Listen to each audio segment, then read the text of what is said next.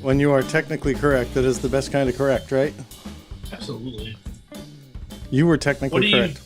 I was technically correct? What was I correct about? You saved me on the technicality that I was making some hot wings earlier, and I told Andy that I would wait to eat them until after the cast, but I didn't actually say that I'd wait to eat them until after the cast.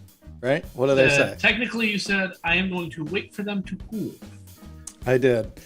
And then right before we went live, we decided to, each go get a glass of water so we could just sit and have a conversation with you folks.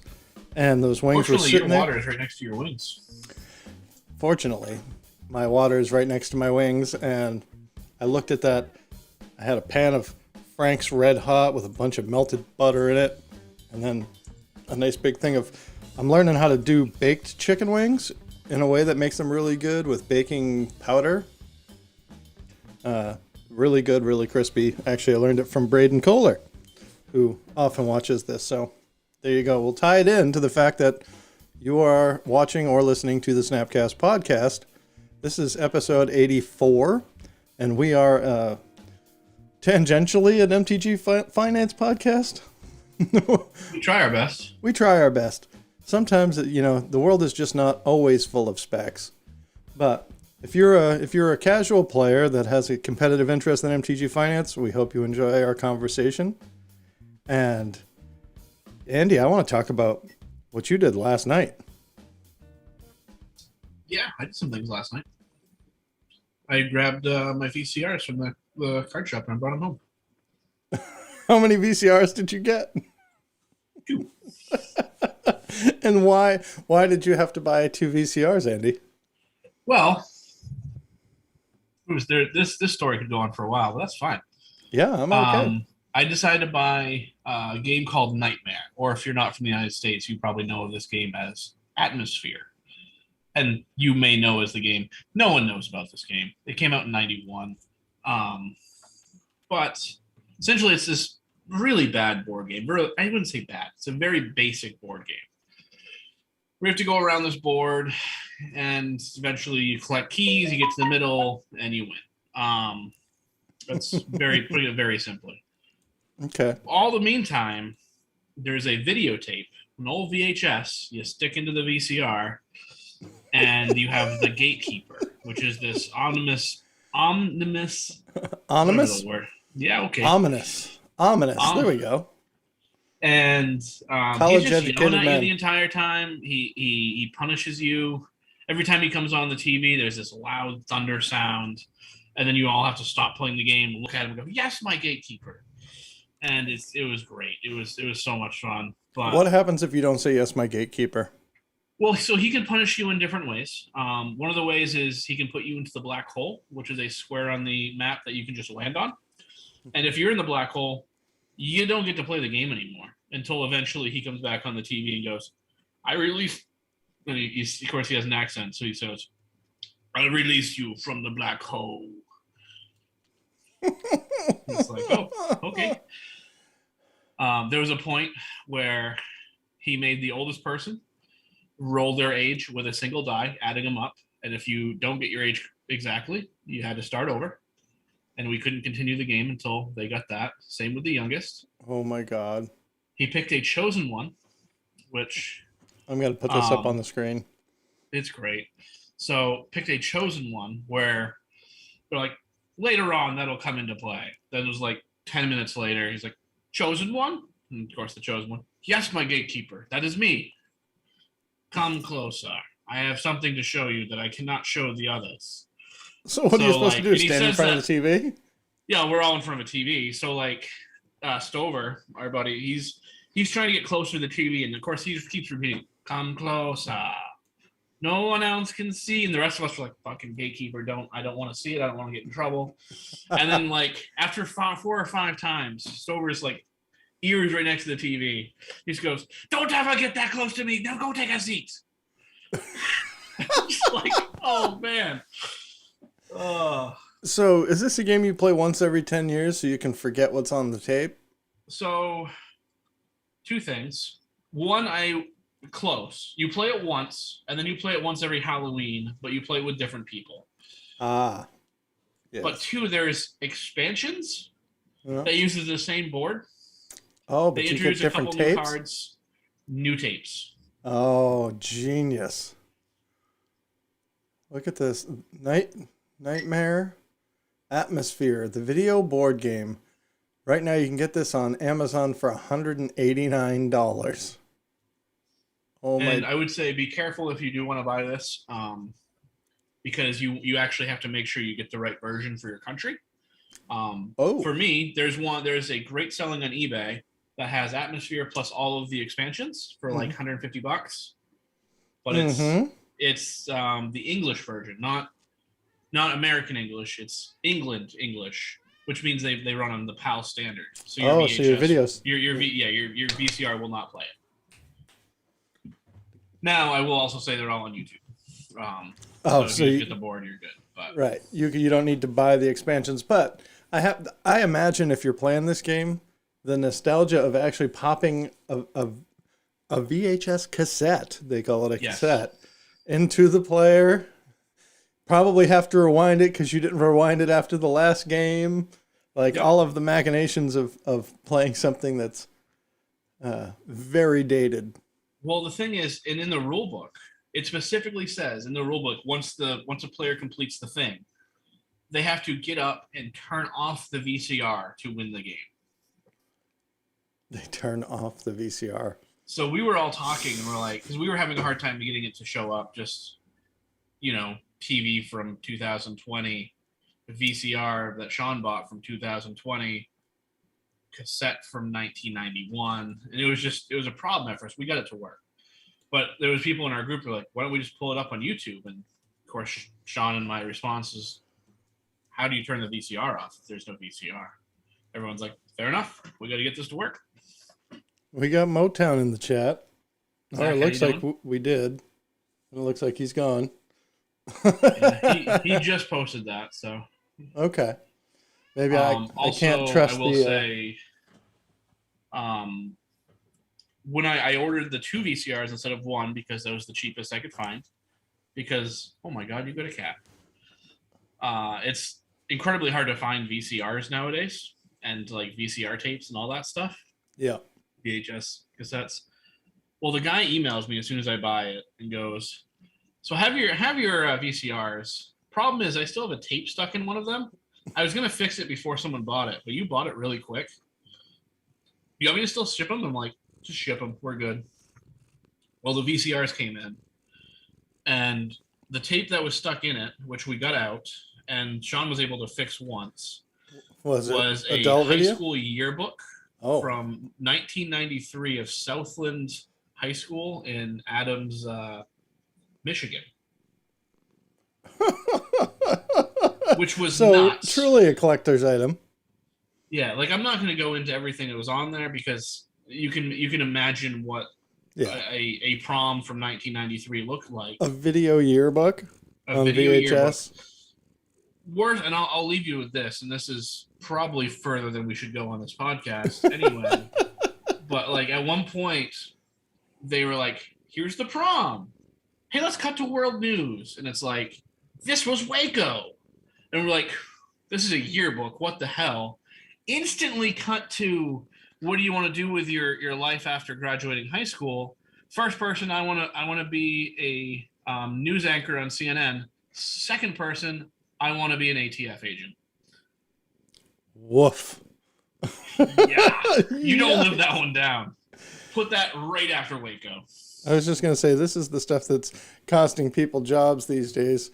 And well, luckily it wasn't on Facebook. That didn't exist yet. It was just on a VHS.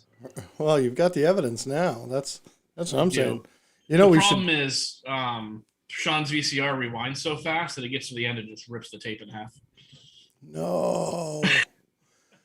That was like, you could have probably sold copies of that. Like if you had told people you would digitize it, find people that graduated from 93 and whatever.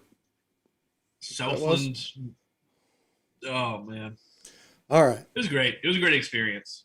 Anyway, I guess what you were really asking me is I played in a seal, like you call it a sealed event, call it pre-release, whatever. Played in pre-release.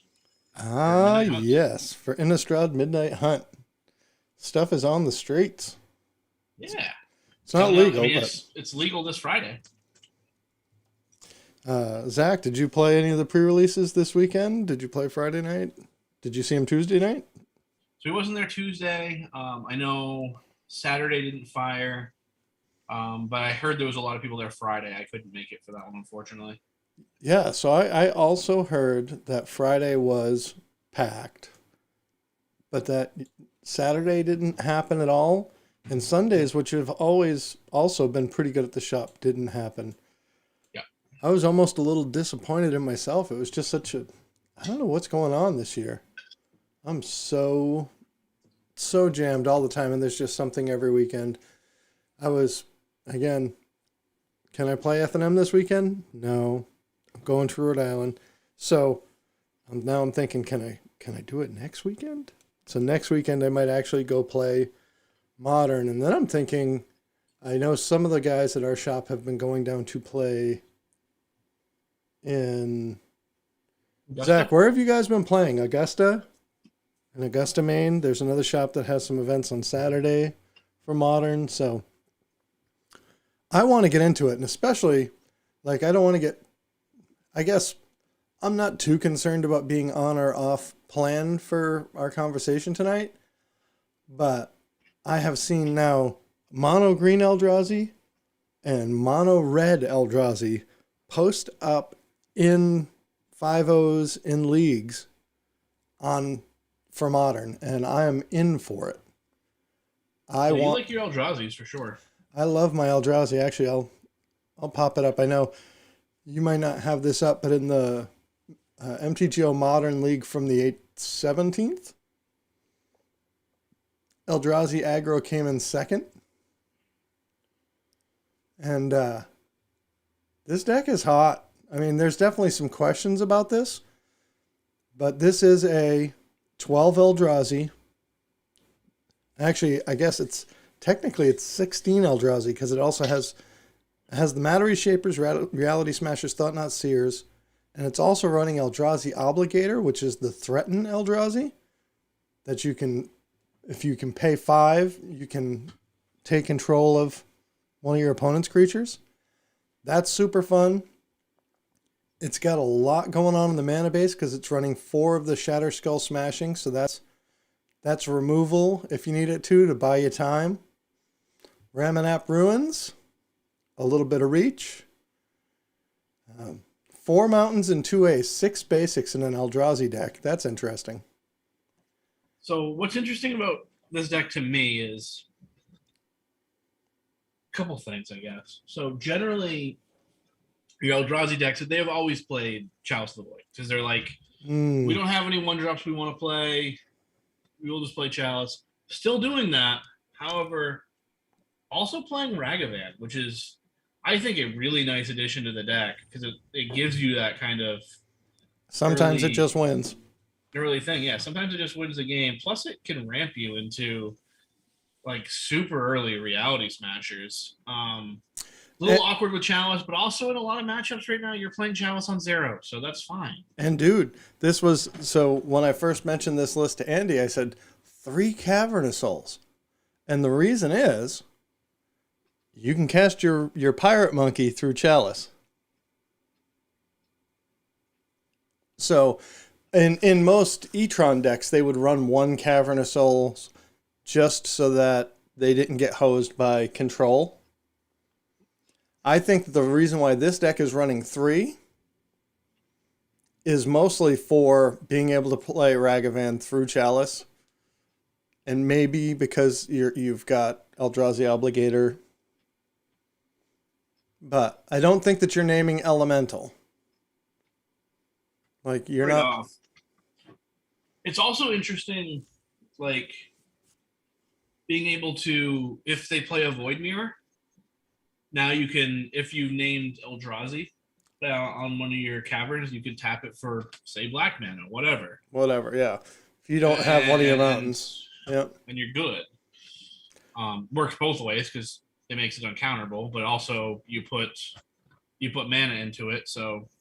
You or get colored to mana into it, so like Void Mirror won't trigger anyway.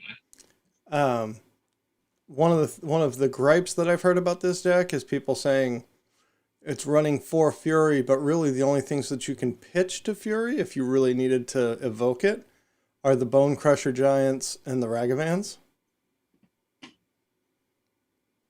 Fair. Because Eldrazi Obligator actually has Devoid, so it's not a red card. Shatter Skull Smashing is a land, not a red card. I guess no on the sorcery. Yeah, it's a red card, absolutely, in your hand. That's pretty good, actually. Man, this deck keeps getting better the longer I look at it. And you were really selling me on this Obsidian Charmaw, which I don't know how that one slipped past me. So good against Tron. Like green Tron. Nice.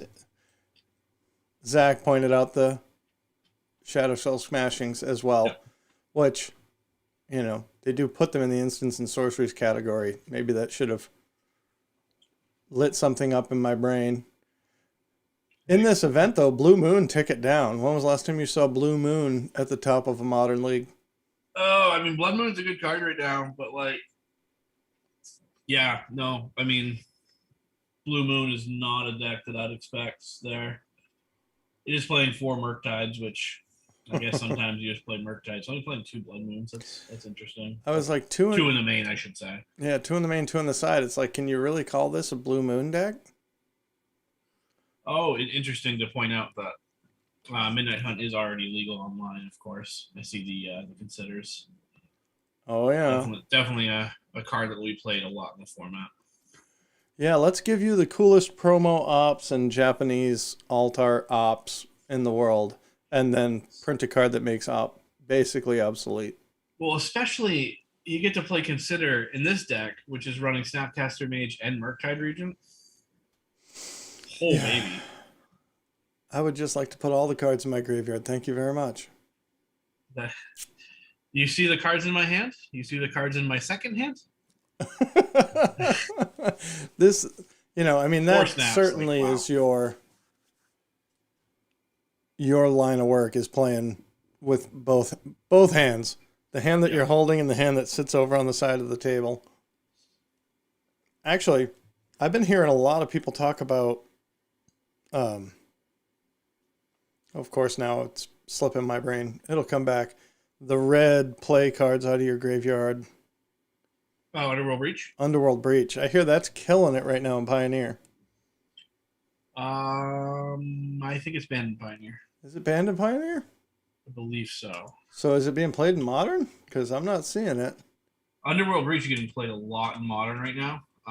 For the Twiddle decks, it really diverged into 2 different paths. You're still playing your Arcane Twiddles, and then you have people going all in on Breach combo with Tome Scour and Twiddle, which allows you just to mill your entire deck and then either Grape Shot or Thassa's Oracle to win. It's a little bit slower than like your Arcane Twiddle in that it's not going to win on turn 3 a lot, but you get to play a lot of protection. Either you're splashing black for your hand disruption or you're splashing white for things like silence.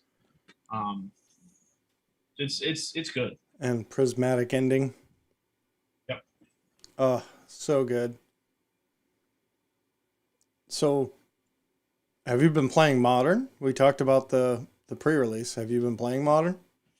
I've been playing a little bit. I haven't been able to get to the shop as much as I wanted to. I've played online some. I'm not playing Twiddle right now, but I have been playing a decent amount. Just trying a whole bunch of different decks. Playing like a red-white Stoneblade right now. Ooh. Just gets to play all the good cards. I was going to say, that sounds more up my alley.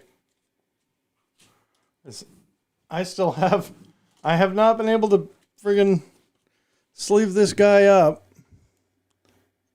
Stoneforge Mystics. Yep. Esper Sentinels. Ornithopters. Memnites. Yeah, you've been trying to play Hammer Time for a while, and it's like it seems like you get the deck together, you play in one FNM, and then it's like you're gone for like 3 weeks. Yeah, it got bad enough that the owner of the shop was like, "Hey, if you come back and play in an FNM, I'll give you a new player promo card." when you've been gone so long. You officially get labeled a new You're a new player. player. That's great. Anything that you've been thinking about in standard? I mean, quite honestly, yes, this is a really exciting time for standard. Yeah. No, I haven't played standard in at least a year. You? No, but I did finally update Arena on my iPad because I heard that there was a white weenie deck that was playable. And Okay. I'm always in for a good white weenie deck. It's nearly a humans deck. So, actually, let's see. Looking at standard white weenie, playing 4 Faceless Haven, which is just such a killer card. Brutal Cathar. Man, that guy is ridiculous. So it's like the best I mean, I think you're thinking of. The human. Oh well, there's a whole bunch of them, right? Yeah. That the 3 drops that come in and exile something until they leave the battlefield. Yeah. They do that. They do the O-ring effect, but usually they only are able to hit creatures. Yeah. We saw a really good one with Modern Horizons 2, the one that could get rid of anything CMC 4 or less. But of course, when it went away, they didn't get the thing back. They got a token that was power and toughness equal to its CMC. This one just keeps flipping and keeps exiling things. This one is nuts. and it gets aggressive when it flips. Yep. 3/3. If it only flips once, like if you play that on its daybound side, exile something, and then it flips once, all of a sudden it's now a 3/3 with first strike and it has ward pay 3 life. If they want it back, like they're bolting themselves. Like, do you play this in humans? Like, is this good enough? And of course I don't know why I cannot think of the name of that creature that I have in my maybe board over here for humans. Fiend Hunter. Like, humans hasn't wanted to play a Fiend Hunter variant in forever because 3 mana is just too late. Like, I want to get rid of Ragavan. By the time I'm playing or vialing in a 3-drop, I'm probably out of the game. Okay. I just like it in the humans, and I'll let you finish, but it just seems like, and humans better than I do, so I defer. But being able to like vial this guy in, all of a sudden it's day, but you didn't cast anything. You pass a turn, it flips like right on your opponent's turn. Oh, I think that we definitely have not seen I think that we are going to see some of these cards make it into modern humans, specifically because of I'm thinking of the adversary cycle. So here's the Intrepid Adversary. Yeah. 2 mana for a 3/1 with lifelink. Already pretty good. Awesome to put counters on. When it enters the battlefield, you may pay 1 and a white any number of times and pay this cost 1 or more times. Put that many Valor counters on Intrepid Adversary. And then creatures you control get +1/+1 for each Valor counter on Intrepid Adversary. So if you can vial this guy in and pay even two mana into it, you're getting a 4/2 lifelinker. That's also a glorious anthem. That's also a glorious anthem for the rest of your board. So it's basically like you're vialing this in and playing Athalia's Lieutenant at the same time. Yeah. This card would definitely take a massive change to the mana base for humans if you wanted to be able to really be consistent on being able to pay that 1 and a white cost. But I think it might be worth it. And all of these adversary cards are bonkers. I think all of them. So this is an area. So when we're talking about finance, I think that the blue one is being underexplored. Let's see, Spectral Adversary. They're all mythics, so and this set isn't even legal in paper. So I guess I'm not talking about this card as a spec, but here's a mythic full art, 1 in a blue flash flyer 2/1. And every time you pay 2 into it, you put a counter on it and then phase out other artifacts, creatures, and or enchantments. So you can end step this. Can you phase out your opponent's stuff? I mean, that's Doesn't say you can't, right? doesn't say you can't. Yeah, So- I think that's like the intended use Right. would be you do this on your opponent's end step, phase out their blocker, and then you get to swing in. Like this looks like a sweet tempo card. Yeah, or you, depending on their board, you do this on your opponent's upkeep. Yep. And they don't get their things back until, because phasing says it doesn't exist until the start of your next turn, right? I think I'd have to look it up. So don't judge call me, but I believe phasing is just like the owner's turn. It is now one of the 3 turn-based actions that we have in the game, which drives me nuts. But yeah, I don't think it counts every upkeep. I think it only counts the owner's upkeep. That's what I thought as well. So I think if you do it on their upkeep, they don't have it for Or their untap, turn. I should say. Yeah. If you do it on their upkeep, they won't. You don't want to cast it in like your end step because then they'll just get it right back. Yeah. Ooh. Learned something new. The cat is talking to me. But I think of the adversaries, like a lot of people don't necessarily like this one. I think because there's that, phasing is hard. And is that actually useful? A 2/1 flash flyer that can just grow. Yeah. Will close out a game. I mean, I don't know if you remember when Blue Green Flash was the best deck in the format. That deck would have loved this card. Oh yeah, I mean, that you're talking about standard from a year and a half ago? Yeah. Yeah. Or 2, is that 2 years ago? The pandemic time blends. Right. Man, this guy's cheap. This guy's cheaper than that guy.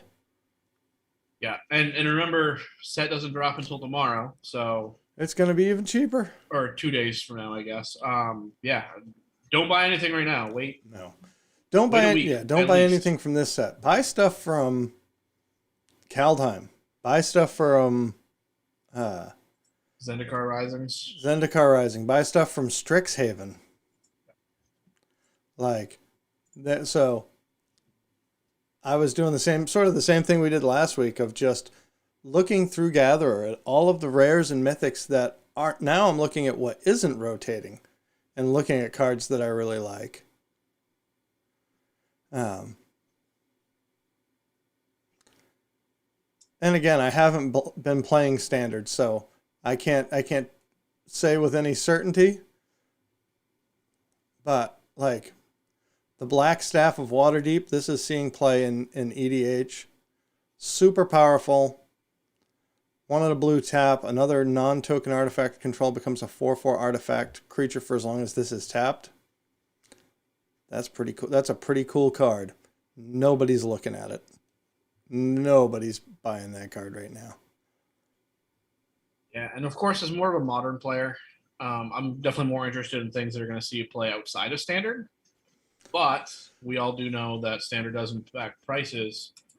2 that I would look at is I mentioned Den of the Bugbear last episode. Yeah. Because that's more of a modern card, but a card could see play in modern from that same cycle, but definitely will see play in standard is Lair of the Hydra.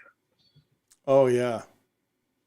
So when I did this search and sort, of course, sorted by CMC, everything that starts this are all the lands that are still going to be playable for the next 2 years in standard. And all of these have, like, Agadim the Undercrypt has seen play in modern already. The Pathways have seen play in Pioneer and EDH for sure. So all of these cards are still available right now. at reasonable prices. And there's Faceless Haven. God, I love that card. Glasspool Mimic. I love that card. Lair of the Hydra. Talk to me about this card. So I don't have it up in front of me. So I do. I'm gonna, in general, don't know exact wording, but essentially it's just a land that sticks around, does land things. There isn't a huge downside on it, and you get to, when you don't have another play, you just pump a whole bunch of mana into it, and then do a big old swing at your opponent. Just, it's a safety net thing, sort of like these creature lands typically are. They just sit there doing nothing, Oh, I got wrathed. But with this one, you can literally just dump all of your mana into it. And it's not a set size. I like this. So if you control 2 or more lands, this enters tapped. Otherwise, if it's your third, I guess it has to be your fourth. No. If you control 2 or more other lands, this enters tapped. So as your third land, this enters untapped. Taps for color. That's awesome. Third land it enters tapped. Has to be your first or second land. Oh, if you control 2 or more lands, it enters tapped. That's weird. Yeah, it's a really weird wording compared to like the fast lands. But yeah, like the best thing about this card is it's good on turn 4, if that's what you need, and it's also good on turn like 14. Like being able to scale as the game goes along because you're playing more lands almost every turn makes it like the most, like, whatever you want to call it. But you have like the most choices with it out of any of the man lands we've ever seen. Like even like a card like Celestial Colonnade, like there's times where you're like, man, I don't want to man this up and swing it because like then I don't have counterspell magic up. Like Lair of the Hydra, you just choose how much you want to do. Like every time, you always have options. Right, you have the choice. You can hold some mana up if you want to hold up a counterspell. You don't have to go all in, but it also is infinitely large based on the mana that you have available. I also kind of like, and I scrolled past it here a minute ago, I feel like Crawling Barrens hasn't gotten enough love yet. I like this card a lot from Zendikar Rising. It's a colorless land, and for 4 mana, you can put 2 counters on it and then not make it a creature. So it's just a great place to put excess mana, and it grows and it grows and it grows. But that's neither here nor there. Yeah, if we're on this train, I got 2 that I want to mention, and then I have other stuff for later on. But yeah, the only let's get 2 into I really it. have from that will become standard legal, or have been standard legal but become more playable. What's that? First one, we have seen it a lot. Then Bone Crusher got printed. Haha. Actually, I think Bone Crusher got printed in the same set. No, Bone Crusher was printed first, but it still saw a whole bunch of play. I think it just kind of went away, mostly probably because Omnath was banned. But that's Lotus Cobra. Like, let's not forget that Lotus Cobra exists. Oh, so you can, and it's still legal for another year and a half. Yep, so you can ramp. And then the second one I have is Magmatic Channeler, a card that is tried to see play in Modern multiple times. With Modern Horizons 2, that kind of hated it out just because there's just better stuff, but still, what a crazy red card. Yeah, so what's the Dragon's Rage Channeler? You have to have Delirium. It's interesting. This is the Magmatic Channeler has something in between Threshold and Delirium. Yep. Where you have to have 4 more instant or sorceries. Oh, what was the one? What's on Nissa's Pilgrimage? I pick it up. I can't even remember what that card is. That's the land. Green cards, like. That's the one that has Spell Mastery. Spell Mastery, yeah. 2 or more instants or sorceries. So Magmatic Channeler sort of has a flavor of Spell Mastery and Delirium, where it can become a 4/4 for 2. And it helps turn itself on, like being able to discard cards. It kind of rummages. It's a weird rummage where you discard then draw, but you get card selection out of the draw because you exile 2 and you get to choose 1 to play, but you have to play it that turn. So it's not I don't know. It's weird, and the mechanically this card is very weird, but it's very, very strong. Well, and like you said, we are getting Consider in Standard, which is a very powerful 1-mana card. I think Opt will still be in Standard. I believe so. So that was under card, right? Yeah, so you should be able to put a spells deck together that's reasonable and that can burn through its deck. Like there's 8 1-mana cantrips basically. Consider also lets you put cards in the yard for this. So I'm in on Magmatic Channeler. I think that's a great call, dude. Well, I appreciate it. And it's worthless.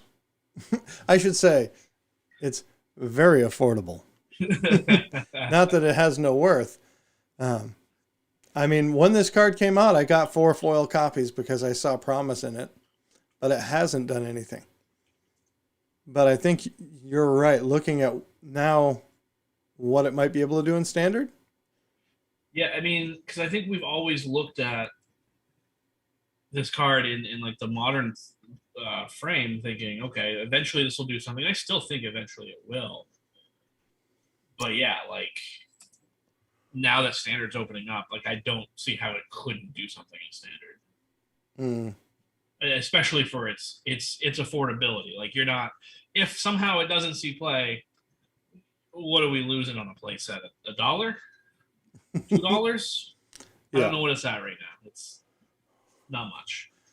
All right. So you told me earlier that you had a set of cards, like a swath of cards, that you were very interested in because they're readily available right now and affordable. Yes, and that won't last. So I'm talking, and I have 2 specific ones that I would really focus on out of these, but I'm talking about the Old Border Foil promos, the set of 5. Just go play in your store, and they'll give you one of these just for participating. Of course, we're talking about that cycle of Even Mind Sensor. Don't tease me, man. I can't go play in the store. He might not even have these anymore. Yeah, I don't think our store has any left. But look at that Dig Through Time. It's gorgeous. And Dig Through Time would be the one I would say I'd be most interested in picking up. You can get these on the open market for about $2.75, $3. A normal Dig Through Time anyway is going to cost you $1.50. Yeah. Like, yeah, that's not a lot more money to get not only an Old Bordered foil, which people are in love with right now, but also a card that's not going to be very available, especially knowing that this was go play in your store promo during COVID. Like, I don't know how many of these are going to be really out there, especially a year from now. Well, and one of the things that I always try and look at is, all right, on the first page, one person has 16, but most of these are 1 copy, 1 copy, 1 copy, 2 copies, 2 copies. So most of these are probably somebody that went and played in their shop and got it and is just turning around and selling it in their, 1,400 sales, 1,700 sales, 0 sales. Like these are small shops, 26 sales. Yeah, the place that has 16 of them has 10,000 plus sales, but it's not a card that it looks like somebody's got a whole bunch of. No, and I think you nailed it with you're talking about these people that are selling it are like, hey, I got one, cool, let me just get rid of it, and eventually those are going to get bought up by people that are like, hey, I have my playset now, cool. Yeah, well, and they won't go back on for sale. And then there are a few people there's only 2 pages of listings. And on the second page, they're going for $5 or more. And somebody has 18 copies, but they're selling at $7.50. Somebody has 20 copies, and they have them listed at $30 a piece. Yeah, and I mean, really, if you're looking at just TCG Player, how many copies do you have to buy to artificially just raise the price of them up? Like, it's not that many. It's not that many. I mean, $100, $200 would make them $6 a piece. Yeah. Not that we're encouraging that. That is, I want to be clear. I'm never encouraging that. And I'm not either, but like, and I'm not saying one person buys them up. I'm just saying, like, not many of them need to sell. Yeah. For them to all of a sudden raise. Yeah. All of a sudden, it's in a different price bracket. So this is a great one to have. And you were saying, like, all of them are good. All of them are good. Dig Through Time is my favorite because it's the one that also sees a ton of Pioneer play. And it's going to see play in EDH in every blue deck. Now, your second favorite, which is pretty darn close to my favorite, is Bola Citadel. Now, only really going to see play in EDH, but it's a very loved EDH card. And check this out. You can get them for $5. Yeah. If you're buying a normal one from War of the Spark, you're paying about $5. For an old border foil with the star swoop on there. And it's an artifact old bordered foil. So you get like the cool blue text box as well. There's no reason to buy normal Bola Citadels right now. You should be buying these. And yeah. Buy them now. That's interesting. I wonder if I shouldn't have this in Vial Smasher. Yeah, I mean, if you think you can get to 6 mana, I can definitely get to 6 mana. Yeah, I think it goes in. Like it goes in most black decks. I think. Like obviously, we're talking triple not CDH. We're talking any sort of casual commander, but card's really good. Man, triple black is hard though. Like that, getting to 6 mana is not a problem. Making sure that I have my Urborg might be a problem. I actually did get to play Magic for the first time in a few weeks. I got to play EDH with Cooley on Saturday with one of his friends, and it was awful. He turned one goblin lackeyed me and was like, I'm not going to swing at this other person. I'm going to swing at you, and I'm going to put in Recruiter. Oh. And I'm going to stack my deck. Yeah. It's like, okay. Tap land, go. Thanks, cool. But, so I have 2 cards that I think people should look at as well. We've talked about this one on the cast before, but Drannith Magistrate, of course, I'm going to opt for the extended art and the extended art foil if you're so inclined. Has started seeing play. Flashback is back, baby. You know what shuts down Flashback? Magistrate shuts down a lot of things. My 2 mana 1/3s. So this is a card that I think can benefit from that. Yes, this sees play in EDH. It probably sees play in Pioneer. It could see play in Modern. Oh, it definitely is seeing play in Modern. It's great against Rhinos. It's finally hitting its headboards. It hits Rhinos, hits Glimpse, hits Living End. Oh, yes. Hits a lot of other things, too. I mean... And... It's good. I don't want to say most importantly, but like we hinted at earlier, Standard, when it's being played, can definitely move the price of cards. And so if people actually start playing this to get around some flashback spells and that sort of thing, I think it could go up in cost sooner than expected. So if you don't have your Drannith Magistrates, trade into them, because It's a $10 card now, and it hasn't been seeing play in standard. And It's up to $10. Nine and change on TCG Player. Oh man, I'm glad I got my cards. I bought them at nothing. Again, I'm looking at the full arts. Oh, okay, yeah, I don't have full arts. Yeah, so it looks like the average for regular pack copies just under 6. And it looks like it has been creeping up since January. So this card is on a nice... Oh, of course I don't have that display up. Okay, so we've got the actual graph here, and you can see on MTG stocks how that has slowly climbed. Actually, it was even climbing basically from Zendikar. Just creeping up, creeping up, creeping up. It's gone from $2 to almost $6. And I think it's going to see more play in standard now than ever.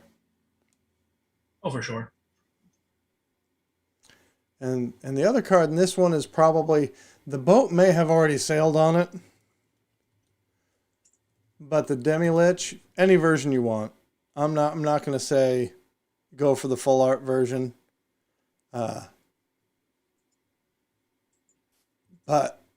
this card for Modern is so gross. It's making Arclight Phoenix decks exceptional. And in the Jeskai Arclight Phoenix deck that's playing Demi-Lich instead of the Dragon, Demi-Lich being able to flash back your white prismatic ending, with being able to flash back prismatic endings and basically have multiple castings of prismatic ending is so disgusting. The things you can do with this card, it's built-in recursion. This card is, I think, way above its $12.76 price, actually. Let's see. So there's some copies for 15, 12, 19, 20. You know, this is not a spec card, but this is a card that I think it's worth way more than what people are selling them for right now. I can see it. It's still being opened, and I think we haven't found, like, it hasn't found all of its homes, but I like this better than the Blue Dragon, Murktide Regent. I definitely do like how you mentioned the Jeskai deck, because I've been kind of tracking this card for a while. Instantly saw all the play in Arclight Phoenix, and then Phoenix kind of dropped it off. They started picking it back up, but it was like, eh. But yeah, like playing this in Jeskai, and then all of a sudden getting access to, I mean, just like you mentioned, prismatic ending again. Mm-hmm. Now all of a sudden, it's not just a recursion creature. Like, we're getting so much value out of this. So much value. So much value. I'm on Goldfish trying to find a list. And I won't be able to, which is fine. Man, this does not look like Modern when I left. Nope, not at all. Hammer Time, number 1. Blue-White X Control, number 2. Is it Tempo, number 3. Jund, Crashing Footfalls. Burn, Elementals. That Elementals deck, man. It's so dangerous. It's so dangerous. Well, those were the cards that I was most interested in for sure this week. Demi-Lich in Modern, Drannith Magistrate in Standard and Modern. One of the things that I will also say is I want to give credit to the people that you play with that talk to you about cards. Listen to them. So, like, here's a rule of thumb. When David Doofer asks me if I have some copies of a card, I make a mental note, and almost every time the next week, that card is blowing up. Like, whatever he's doing, he's always a week and a half ahead of the curve, and he sees the cards that are going to be blowing up. Like, I'm on Twitter. Yep. I watch people play Magic on YouTube. I don't know what secret line he has to know about some of these things that I don't know about. But every time he says, hey, do you have these cards, and I'm like, yeah, and I trade them to them for 50 cents. They end up being $6 cards the next week. Dress down. Dress down. That was a coolie pick. It was, but it's the one that I can think most about of due for wanting.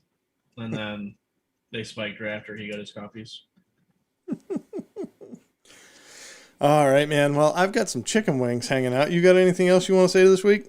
Yeah, only thing I want to say is, and I'm going to give you some specifics, but also in general, a new set's coming out. You might say, hey, we get F&M on Friday. All these cards are legal. I really want to get these cards in. I really want to play with these new things. Don't do the new things. Let me order them now, and then I don't have to worry about it. You're going to cost yourself a whole bunch of money. Yeah. We've all done it. I've done it very recently. Don't do it. But also keep a mental list, maybe even keep a shopping list of those cards. And then a week or two in, because we're the finance channel, not the competitive channel. So take that. Week or two in, then snap them up. And I will say, just for examples, cards that are on my list is the entire land cycle. I'm going to call them slow lands. I think that's probably what they're going to be called anyway. Yeah. They come in untapped if you play them later. Yeah. Right now, they're all sitting like $4 to $5. I expect, just based on pre-release prices, I expect that go down to like 3-ish. At 2 to 3. Yeah. I'm buying all my play sets, and I'm just going to say I have all those cards forever now. And they might get reprinted, and you're going to feel like, oh, okay, well, at least I have them. When are they going to get reprinted? Or they won't get reprinted anytime soon, and they're going to skyrocket. And then one card from the sets, because I like picking EDH cards. Remember, we replaced the reserve list guy for the EDH guy. And as the EDH guy, Augur of Autumn. When that hits its floor, oh baby, you're gonna want to pick these up because they're gonna be played in every green deck. Augur of Autumn is a creature, human, druid, 2/3 for 1 green. You may look at the top card of your library at any time. You may play lands from the top of your library. As long as you control 3 or more creatures with different powers, you may cast creature spells from the top of your library. Yes, absolutely. Green staple forever. Does everything that green wants to do. If it only lets you play an extra land, it would have been a mythic. Yeah. Yeah. But I mean, you're playing this with Courser. You're playing this with the new guy that lets you play an extra land and then makes all your lands every type. You can play it with Excavator. Like, being able to look at the top card, say, I don't want that. And then you play your land from your graveyard instead, play your fetch land, and then shuffle your deck away. It just goes in every green deck, and it's so good. I've heard people talking about playing Consuming Blob and really liking it. That's the Tarmogoyf ooze. I opened that pre-release, couldn't play it, unfortunately, but boo. Card's insane. Boo. Now I'm trying to find. Does only hit your own graveyard, but usually that's not much of a problem. The green adversary that's coming out is nuts. I'm looking for. I thought there was another green card that I thought would go into humans, but I'm not seeing it right now. No, well, I'm trying to think. No, it wouldn't go into humans. You have the one that goes into Winota. Let me figure that one out. That's a flip card. You've got the new version of the sack this creature to destroy an artifact or enchantment. That's pretty good. Tovolar's Huntmaster is the one I'm thinking of. That's oh yes, that's the Grave Titan clone, right? Yeah, so it's a Grave Titan that on its backside it's a 7/7 that gets to fight things. I think it actually, so 2 green green, another target wolf or werewolf Okay. you control fights a target creature you don't control. And of course, it gives you those wolves. Yeah. And it's not legendary. Nope. So if you have 2 of these in play, you can fight a 7/7. I The like neat it. thing is, because of its front and back, you attack with some creatures with Winota. You get to put it into play. Then if it becomes night, it turns over. It's gonna trigger Winota itself. Oh, that's interesting. So it's a payoff to come in from Winota, and it also can trigger Winota once it's on the other side. Holy crap! Who's exploring this right now, dude? And also, if it's night bound, if it is night currently, which you're not gonna probably hit in a Winota deck, It but comes if it in that was, way. It comes in that way. yeah, Oh, because it's a human in your deck, and then on it's the gonna see it, battlefield, and it's then it's gonna enter the battlefield as its night side. that's hot. I really do wish I could have played the pre-release. We said it in the chat earlier, and I sort of commented to Motown that I wish our shop had more formats. I wish we had more nights. Like, Yep. just only having Friday night to go and play Modern. I don't want to draft on Wednesday nights. I don't want to spend draft kind of money to get 3 packs that may or may not have anything that I want to do on them. So I would rather have Standard on Monday and Modern on Friday. And then if I can't make it one night, I can go in with a constructed deck and play Magic. I don't know. I agree. I'd love to see Pioneer as well, even though it's a dead format. I just want to see more Magic. Yeah. Same, brother. Same. I feel like I would have a lot more excitement, potentially a lot more to say, frankly, if I were playing more Magic. But that's neither here nor there. I had a great time just shooting the shit. I'm looking forward to Jason Clark in the chat. One constructed event a week is rough. It's hard to progress. It's hard to be excited if you have multiple decks like a lot of us do. You don't actually get to play your different decks. You go and play once a week. You're stuck playing that one deck until you learn it or whatever. Again, I don't want to just be complaining to people. That's not what they came here for. Hopefully they came here for entertainment and a little bit of information. And I think that we accomplished that this evening. We'll see. If we did, please like and subscribe. Write something in the comment section for the algorithm. And other than that, we'll see you next week. Peace out, Andy. See you, Brad.